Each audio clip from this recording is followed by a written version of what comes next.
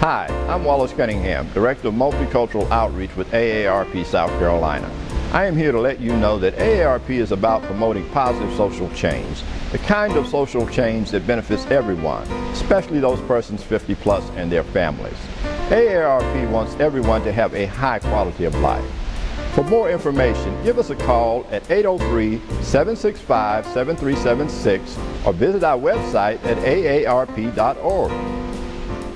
Often the things required to be considered a man in the truest sense of the word are passed down from generation to generation, from man to man by word of mouth or example. Authors Jabari Price, Michael Holloman, and O. Gerard Droz put these things in writing.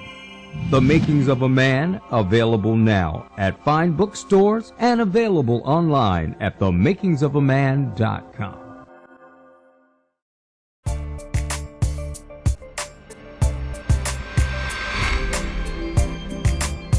Hi, and welcome to this edition of MyMetroTV.com Daybreak.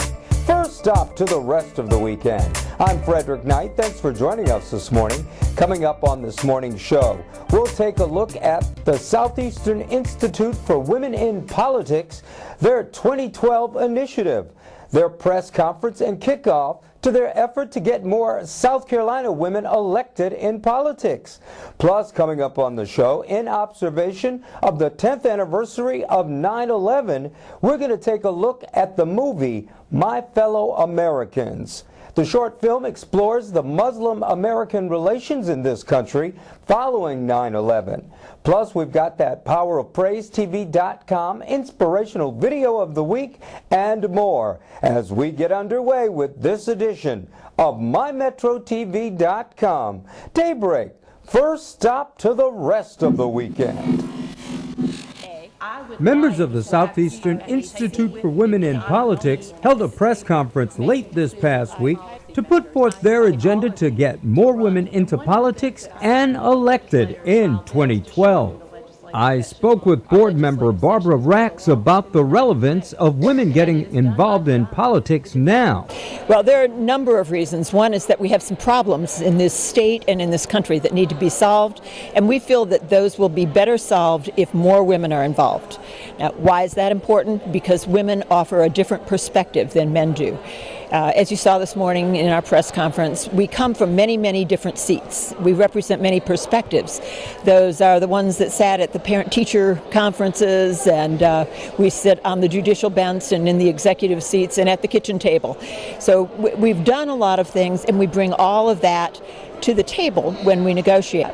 Women just get things done. When we see a problem, we look at it and figure out how we can accomplish an end solution to that as quickly as possible.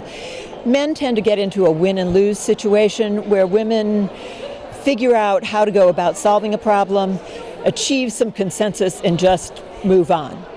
I also had the opportunity to speak with District 100 candidate Tonia Aiken-Taylor about her candidacy. I think women being involved in politics is just as important as a woman carrying the child. It takes two to have a baby. You need the mom and you need the dad. And I believe it's the same way in politics. I don't think you can just take one facet out and get the balance that you need in the political arena.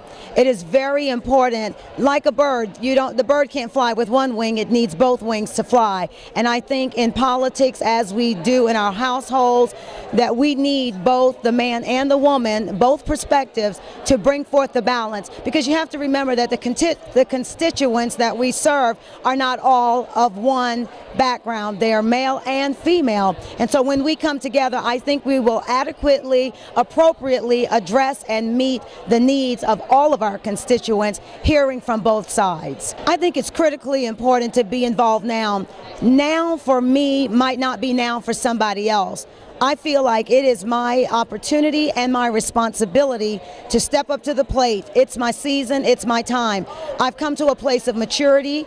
The older folks are moving on, they're passing on the batons, and we need to be in position. Those of us that are called for this season and for this time, I think it would be a sin and a shame for us to miss our moment as we prepare to get another generation prepared after we go on and do what we're supposed to do.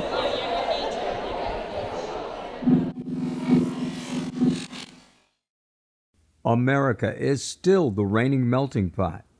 However, as the 10th anniversary of 9/11 approaches, recent polls show that 49% of Americans have an unfavorable opinion of the Islamic faith, despite a recent 2010 Time poll reporting that 62% of Americans claim they have never met a Muslim. My Fellow American addresses this phenomenon. We're at a war with a religious dictatorship for the survival of the Western world. Nothing less than that. Islam at this moment is responsible for more pain, more bloodshed, more devastation than nearly any other force on earth. You need to stop saying that the God of Islam and the God of Christianity are the same God. They're not the same God. Islam intends through violence to conquer the world. Make no bones about it. That is pure, unadulterated evil. And Americans need to wake up. And throw him out of my country. I'd raise the American flag and I'd get out my trumpet if you did it. Without due process. I'm not going to put my wife in a hijab, and I'm not going to put my daughter in a burqa, and I'm not getting on my all fours and praying in Mecca, and you could drop dead if you don't like it. What kind of religion is this? What kind of world are you living in that you let them in here with that throwback document in their hand, which is a book of hate? Don't tell me I need re-education. They need deportation.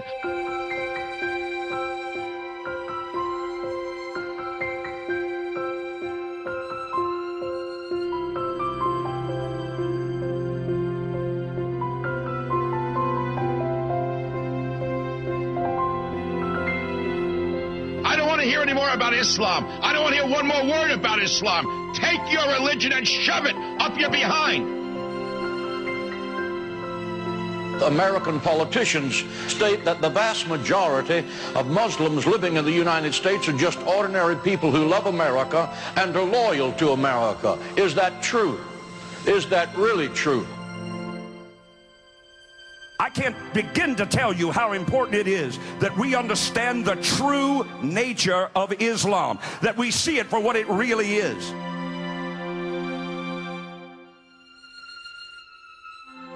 Police say the 17-year-olds broke several windows with an iron rod and slashed tires on a van. According to the report, Gonzalez Baca told police that, quote, all Muslims were terrorists.